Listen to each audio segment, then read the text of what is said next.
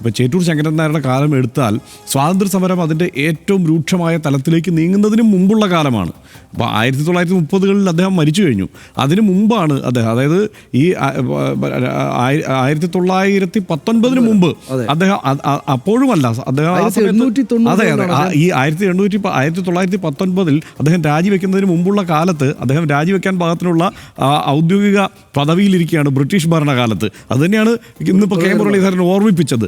അതിനൊരു കാരണവുമുണ്ട്. കാരണം അദ്ദേഹം വിചാരിച്ചിരുന്നത് ഒരു സാമന്തരാജ്യമായി ഇന്ത്യ നിലകൊള്ളുക എന്നതാണ്. അല്ലാതെ പൂർണ്ണ സ്വരാജ് എന്നുള്ള മുദ്രാവാക്യത്തിലേക്ക് ആ സമയത്ത് എത്തിച്ചേർന്നിട്ടില്ല.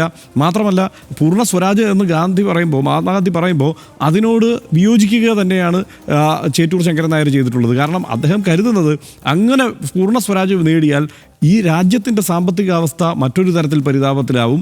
മാത്രമല്ല ഇവിടുത്തെ ഒരു വികസനം, ഇങ്ങനെ പല കാര്യങ്ങളും, പാശ്ചാത്യമായ മറ്റ് സംവിധാനങ്ങൾ, ഇതിനെയൊക്കെ പൂർണ്ണമായി തള്ളിക്കളയാൻ ഇനിയിപ്പോൾ വിദ്യാഭ്യാസം, ഇങ്ങനെ പല കാര്യങ്ങളുമുണ്ട്. അതിനെ പൂർണ്ണമായി തള്ളിക്കളയാൻ രാജ്യത്തിന് കഴിയില്ല എന്ന് തന്നെയാണ് അദ്ദേഹം കണക്ക് കൂട്ടുന്നത്. ആ കോമൺവെൽത്ത് രാജ്യങ്ങളിലൊന്നായി നിലനിന്നുകൊണ്ട് ഒരു സാമന്ത രാഷ്ട്രത്തിൻ്റെ സ്വഭാവത്തിൽ മുന്നോട്ട് പോവുക എന്നാണ് അദ്ദേഹം കണക്ക് കൂട്ടുന്നത്. ഇതാണ് യഥാർത്ഥത്തിൽ സംഭവിച്ചത്. അത് അദ്ദേഹത്തിൻ്റെ ഒരു കാഴ്ചപ്പാട്. പക്ഷേ അദ്ദേഹം സാവർക്കറെ പോലെ മാപ്പ് എഴുതി കൊടുക്കാനൊന്നും പോയിട്ടില്ല. അതെ അതെ, മാഫ് പറയില്ല എന്ന് പറഞ്ഞു. അവിടെ പോയിട്ട് കേസ് നടത്തുമ്പോൾ കേസിൽ പരാജയപ്പെടുമ്പോൾ എന്താണ് സംഭവിക്കുന്നത്? $500 നഷ്ടപരിഹാരമായിട്ട്, അതായത് കേസ് കൊടുത്തതിന് നഷ്ടപരിഹാരമായി $500 അടയ്ക്കണമെന്ന് ചേറ്റൂർ ശങ്കരൻ നായരോട് പറയുന്നുണ്ട്. അല്ലെങ്കിൽ മാപ്പ് പറഞ്ഞാൽ ആ ഡോളർ അടയ്ക്കാതെ നിങ്ങൾക്ക് പോകാമെന്ന് പറയുന്നുണ്ട്.